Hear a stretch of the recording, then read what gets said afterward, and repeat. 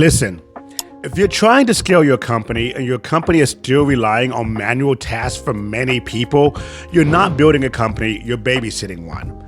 The difference between a company owner and a self-employed person is one thing, and that is a system. Companies are built on systems, and if you want to run a self-employment, you built it on manual tasks that you always have to do day in and day out. That is the main difference between systems that run organizations and one-person jobs that are consistently being manual. And today I'm going to show you the exact automation blueprint that we use to help companies scale revenue without adding headcount or more ad revenue to their funnel. So let's jump into it. The problem is that most companies think they have a marketing problem when usually they don't. It's just a workflow problem. Leads are coming in, interest is true, demand exists, but once your lead enters your system, what happens? Normally, this is when the whole process falls apart. Emails are not sent, alerts don't fire out, and sales follow up very late or not at all. Because of that, your revenue will quietly leak out the door, not because your team is bad, but because your system were never designed to scale in the way that you've imagined it to scale. Now, here's the mindset shift.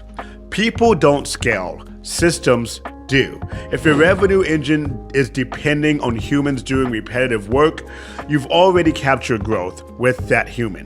Now, I've seen this many times where there are companies that are killing it with their lead gen, killing it with their ads. They're probably getting 30 new leads in a month, but the problem is there's one rep in one region trying to handle these 30 leads a month. And his calendar is demanding that he can only handle 4. And because he can handle 4, maybe 5, maybe 7, if he's just crushing it, the other 22 leads are falling off, never getting followed up on, because the very next month, guess what? There's another 30 leads for him to try to catch up on.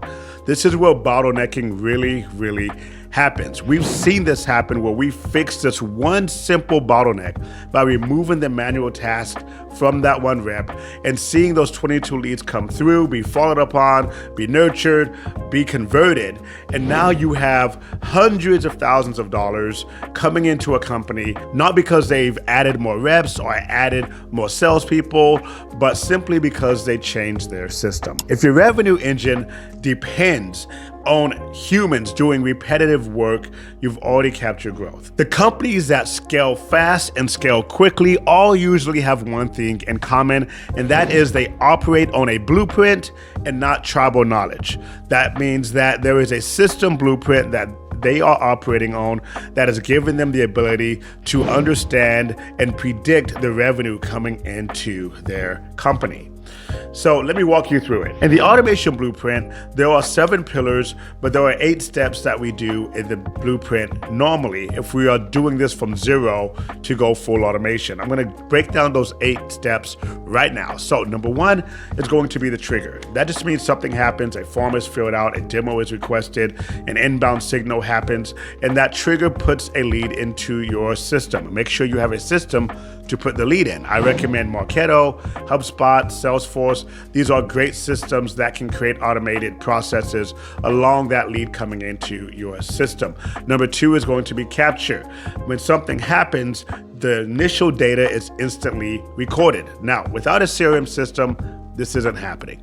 You're probably running ads, they're going to your email, you're not checking your email, and now all of a sudden, you're now the bottleneck of this company growing. Now, we want to make sure we have a CRM system.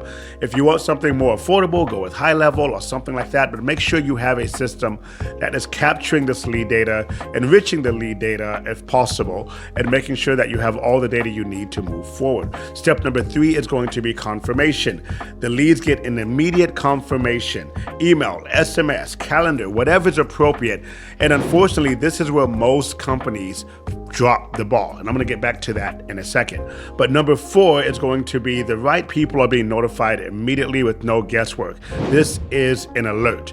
That just means the moment an action happens, a lead is put into the system sees that lead, the system follows up with that lead. Somebody is getting an alert to let them know that this is happening.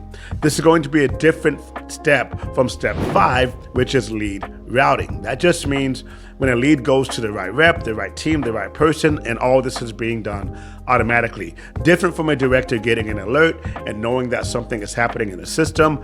The routing process says this is the product they're interested, this is the region they're in, we need to route this person to this particular rep in that region who specializes in that product. Now, if we don't have that, we are now sending a lead to the wrong rep. The rep doesn't know how to follow up, so the rep stalls, the lead goes with a competitor. Or we send a lead to nobody at all because we don't have this step in process. So maybe even if we've gotten to step number 3 and that lead has been followed up on, but then nothing happens and they've gotten an email that says, hey, someone's going to follow up with you, we don't want that happening either. So we want to make sure the system knows who to send the lead to at the right time when that thing happens. And that is step 5, separate from step 4. Step 6 is going to be the nurture. If they're not ready, and most people will not be ready, the system will keep the conversation alive. Now, I like fallback nurtures just because we're going to kind of go into that with step number 7, but a fallback nurture just means that, let's say a rep comes in, they don't see that alert immediately. 24 hours pass and the system realizes that no one's followed up with this lead. A backup nurture or a fallback nurture kicks in and follows up with that lead through email, text message, just saying, by the way, you can go ahead and set up a calendar event with us. We're going to go ahead and send you that link. Or, hey, by the way, here's some more information about that product you're interested in. As a salesperson gets prepared to connect with you, we want to make sure there's a fallback nurture that is kicking in and making sure that conversation is still staying alive and that there is no white space between the lead filling out that form and our company interacting with them. Step 7 is going to be the qualification process. So that just means the lead's behavior determines their priority and there are no opinions about it. So even if you get an alert that says this is a CEO of a company, but he hasn't made any other behavioral actions to prove that he's really, really interested, that is not when a salesperson jumps on a call and badgers him to death. What we want to do is make sure that we are looking at his behavior. Where did he go? What pages did he go to? What sites did he look at? Is he on the pricing page? Is he on the product page? Is he reading through all of our case studies? If this is happening, we know we have a red hot lead. And when a salesperson gets that lead with that information, he's simply just collecting money at that point. He's not necessarily trying to sell a product that the lead is already interested in. And when the system is running correctly, the sales process happens through the marketing channel. And by the time that person SQLs and goes to a sales rep, most of the work is done by the marketing team. And that is a qualification process.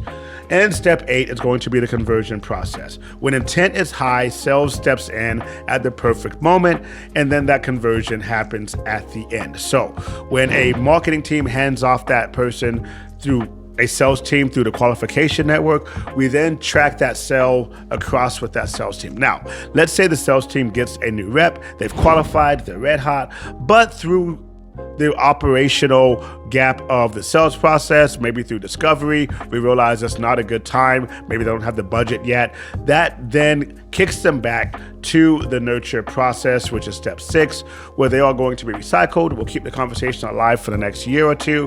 When they're ready, they'll come back and speak to a sales rep. We want to make sure that is being done. When all 8 of these are done, there's no chaos, there's no confusion, there's no missed opportunities. Things are happening through a system that is in place, and we don't have any guesswork as to will this rep be able to get to these leads this month? Will this rep be not sick, tired, on vacation, at a funeral, at a wedding? We want to make sure that the system is the backbone of this whole process. Here's the truth. Most companies will fail at step 3, which is a confirmation, not because they don't care. Everybody cares about a lead, but because they've never built a system that guarantees a follow-up. So a lead comes in and sits. 5 minutes turns into 5 hours, 5 hours turns into 5 days, and by the time a salesperson reaches out, the buyer's already went with a competitor, and it doesn't matter if you're cheaper, better, have a better service. Normally, speed wins in this situation. Speed isn't a nice to have, speed is the deal. So we want to make sure that we have a system that follows up within seconds, not minutes, not hours, not days of that lead filling out that form. So What happens next when you have the system? Well, the blueprint of all of this is going to be available. If you want to get that blueprint, go ahead and just type in blueprint at the comment box below and I will send that to you. But what happens is that your pipeline grows without more ads, your conversions increase without more reps, and your team gets time back without burning out. These are things that you want to see in your company, because when your system is doing all the heavy lifting for you, your reps aren't doing the heavy lifting, your salespeople aren't missing sleep, and suddenly the people are focused on strategy, relationships, and closing, not chasing ghosts. That's when growth seems calm instead of chaotic. So the goal isn't automation for the sake of automation. The goal is predictable revenue, and it's revenue operations. Revenue that doesn't depend on memory or heroics or late nights. It's revenue that flows because you put together a system that is working. So, again, if you want this blueprint, just go ahead and comment blueprint below and I will send that to you, and you can have a system that you can build once and it will scale forever. So thank you guys for watching, and we'll talk to you soon.